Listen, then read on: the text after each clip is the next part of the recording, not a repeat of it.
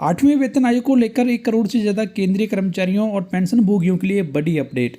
3 फरवरी 2025 को national council staff site के secretary Shiv Gopal Mishra ji के द्वारा द डिप्टी सेक्रेटरी और मेंबर सेक्रेटरी JCM DOPT को एक महत्वपूर्ण पत्र लिखा है। इस पत्र के जरिए 8वें वेतन आयोग से जुड़ी हुई सरकारी कर्मचारियों और पेंशनर्स की मांगों को DOPT के सामने रखा है। यानी कि 8वें वेतन आयोग के टर्म ऑफ रेफरेंस को स्टाफ साइट के सेक्रेटरी के द्वारा DOPT को भेजा गया है, क्योंकि 23 जनवरी 2025 के माध्यम से DOPT ने स्टाफ साइट के सेक्रेटरी से टर्म ऑफ रेफरेंस की मांग की थी। तो उसी को ध्यान में रखते हुए अब ये टर्म ऑफ रेफरेंस 8वें वेतन आयोग की भेज दी गई है और इस टर्म ऑफ रेफरेंस या फिर हम बोल सकते हैं कि इस लेटर के जरिए कर्मचारियों और पेंशनर्स की कम से कम 15 मांगों को DOPT के सामने रखा गया है। तो कौन कौन सी ये मांगें हैं, इनके बारे में वीडियो में आपको आगे बताया जाएगा, तो वीडियो में आप लास्ट तक बने रहें।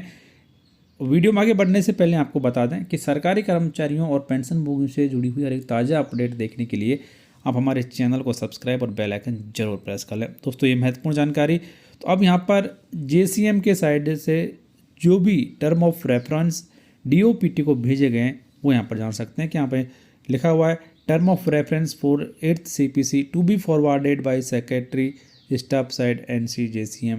तो इन टर्म ऑफ रेफरेंस को DOPT को भेजा गया है। तो यहाँ पर सबसे पहली मांग उठाई गई है कि केंद्रीय कर्मचारियों के साथ साथ ऑल इंडिया सर्विसेज के officers, personnel belong to defence services और paramilitary forces, personnel called Gramin Dak सेवक जो कि पोस्टल विभाग से काम करते हैं, उन सभी की पे में संशोधन किया जाना है 8वें वेतन आयोग के तहत। इसके अलावा जो भी कर्मचारी हैं जो कि सेंट्रल गवर्नमेंट की कैटेगरी के अलावा अन्य कैटेगरीज में आते हैं, उनकी भी पे रिवाइज की जाए।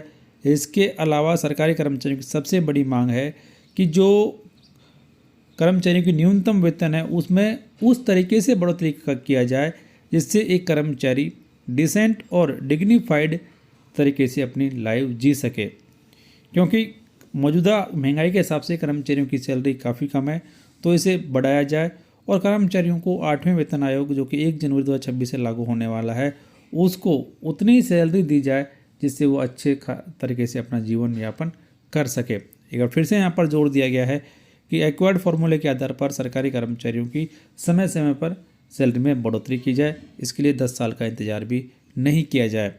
आगे मांग उठाई गई है कि 8वें वेतन आयोग में कुछ पे स्केल्स हैं जिनको मर्ज किया जाए, जैसे कि पे लेवल 1 को पे लेवल 2 के साथ मर्ज किया जाए, पे लेवल 3 को पे लेवल 4 के साथ में मर्ज किया जाए और पे लेवल 5 को पे लेवल 6 के साथ में मर्ज किया जाए। तो कुछ पे लेवल्स को मर्ज करने की भी मांग यहाँ पर उठाई गई है। इसके बाद में MSCP स्कीम में जो भी एनोमलीज हैं उनको ख़त्म किया जाए और एक सरकारी कर्मचारी की 5 साल की सर्विस होने के बाद उसे MSCP के तहत फाइनेंशियल बेनिफिट दिया जाए। उसके बाद में ऐसे कर्मचारी जिनको कि कुछ इंटरिम रिलीफ भी कर्मचारियों को दिया जाए। इसके अलावा कर्मचारियों का जो भी DNS अलाउंस है और DNS रिलीफ है उसे इमीडिएटली पे और पेंशन के साथ में मर्ज किया जाए और कितना DA और DR मर्ज किया जाएगा उसकी परसेंटेज भी तय की जाए।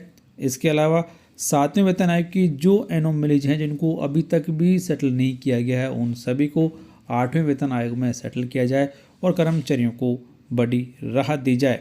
इसके अलावा कर्मचारियों के रिटायरमेंट बेनिफिट्स जैसे कि पेंशन, डेथ कम ग्रेचुइटी, फैमिली पेंशन और कमिटेड पेंशन को 12 साल के बाद में रिस्टोर किया जाना, इन सभी को जल्द से जल्द सुलझाया जाए और इनमें बदलाव भी किया जाए। तो ये मांग यहाँ पर उठाई गई है। उसके बाद में जो CCS पेंशन स्कीम्स 1972 है उसे सभी केंद्रीय कर्मचारियों के लिए लागू किया जाए, क्योंकि कर्मचारी जो कि 1 जनवरी 2004 और उसके बाद में सरकारी में नौकरी में आए हैं उन्हें CCS पेंशन रूल्स 1972 का फ़ायदा नहीं दिया गया है।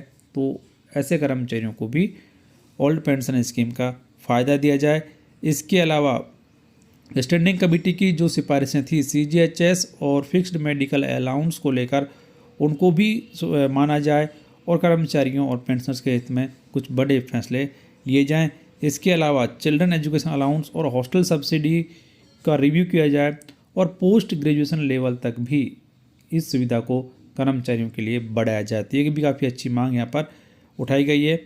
इसके अलावा कुछ अलाउंसेस जो कि कर्मचारियों को दिए जाते हैं तो उनका भी रिव्यू किया जाए और उनमें बदलाव कर्मचारियों के लिए किए जाएं।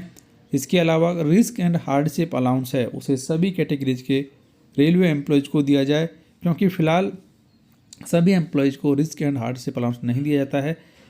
तो इसकी भी मांग उठाई गई है कि रिस्क एंड हार्डशिप अलाउंस को सभी कर्मचारियों की कैटेगरी को दिया जाए। इसके अलावा कर्मचारियों को कुछ मिलने वाले स्पेशल अलाउंस जैसे कि मैन्युफैक्चरिंग अलाउंस और या फिर special risk allowance, insurance coverage, उन सब का फ़ायदा भी सभी कर्मचारियों को दिया जाए। खासतौर से जो जोखिम वाले काम करते हैं उनको ऐसी सुविधाओं का फ़ायदा भी दिया जाए।